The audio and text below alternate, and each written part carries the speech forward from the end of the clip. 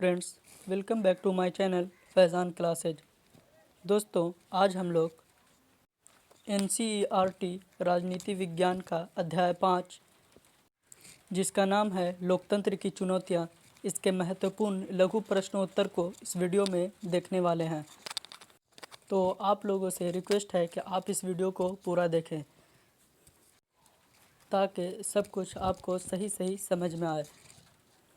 यदि आपने इससे पहले की वीडियोज़ नहीं देखा है तो उसका लिंक जो है वो डिस्क्रिप्शन बॉक्स में दिया हुआ है, आप जा करके वहाँ से उन्हें देख सकते हैं। तो चलिए दोस्तों, वीडियो स्टार्ट करते हैं। तो लोकतंत्र की चुनौतियाँ जो कि अध्याय 5 है, और इसका जो पहला इम्पोर्टेंट लघु प्रश्न है वो ये है कि क्या शिक्षा का अभाव लोकतंत्र के लिए चुनौती है। तो इसका उत्तर होगा कि शिक्षा लोकतंत्र की सफलता के लिए आवश्यक शर्त मानी जाती है। शिक्षा ही मनुष्यों को अपने अधिकार और कर्तव्यों का सही ज्ञान प्रदान कर सकती है।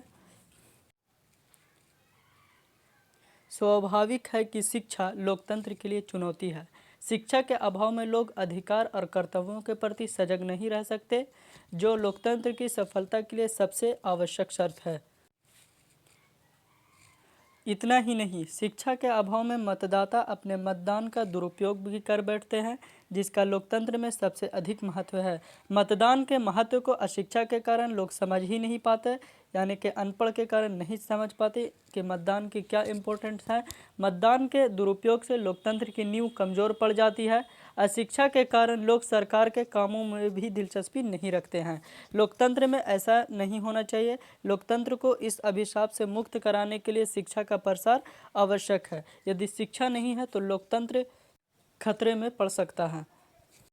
इसीलिए कहा जाता है कि शिक्षा का अभाव जो है वो लोकतंत्र के लिए एक बड़ी चुनौती है।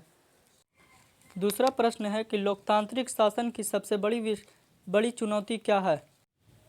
तो इसका उत्तर होगा कि लोकतांत्रिक शासन की सबसे बड़ी चुनौतियों में से पहली चुनौती है विस्तार की चुनौती, शासन को सशक्त बनाने की चुनौती तथा अलगाववाद को रोकने की चुनौती। जैसा कि जम्मू कश्मीर में होता है, जम्मू कश्मीर के कुछ अलगाववाद तबके हैं जो कि जम्मू कश्मीर को अलग राष्ट्र बनाना चाहते हैं। तो ये जो है ये लोकतांत्रिक शासन व्यवस्था की बड़ी चुनौतियाँ हैं। तीसरा जो प्रश्न है वो ये है कि भारतीय लोकतंत्र के 3 महत्वपूर्ण अंग कौन कौन से हैं। तो इसका उत्तर होगा कि भारत में लोकतांत्रिक सरकार के 3 महत्वपूर्ण अंग हैं। पहला जो अंग है वो है विधायिका। विधायिका का काम है कि यह कानून का निर्माण करती है, यह विधायिका है। और दूसरा जो है वो है कार्यपालिका। कार्यपालिका जो है वो कानून को लागू करती है, जो कि ये है कार्यपालिका। और तीसरा है न्यायपालिका, यह दोषी व्यक्ति को सजा देती है। न्यायपालिका यानी कि कोर्ट। तो इस तरह से हम देखते हैं कि सरकार के मुख्य रूप से 3 अंग हैं, विधायिका, कार्यपालिका और न्यायपालिका।